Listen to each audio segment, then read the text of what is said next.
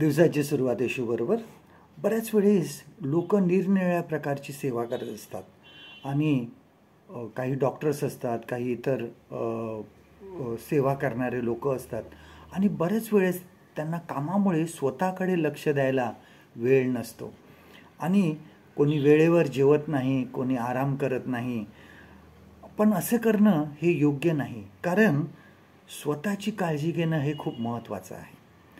आज लोक काही खूप मरत आहेत म्हणून डॉक्टरांनी जर अन्न पाणी सोडलं, ते स्वतः जेवले नाही, तर पुढे रुग्णांची सेवा कोण करणार?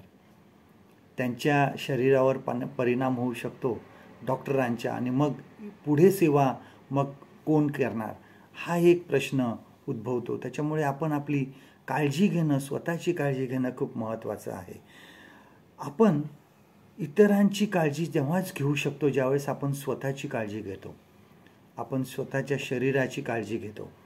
बघा, जुन्या करारामध्ये आपण वाचतो, निर्गम ह्याचा 18वा अध्यायामध्ये बघा, एक्झोडस चॅप्टर 18, ह्यामध्ये मोशे जो होता हा दिवसभर लोकांचा न्याय करत असे आणि त्याच्या सासऱ्याने ज्यावेळेस हे ते बघितलं त्यावेळेस तो म्हणाला, जर तू हे असं करत राहिलास तर तू झिजून जाशील, म्हणजे थकून जाशील किंवा लवकर संपशील.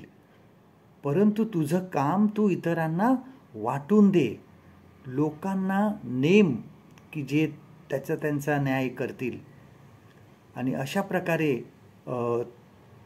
मोशेला त्यांनी स्वतःची काळजी घेण्यासाठी सांगितलं.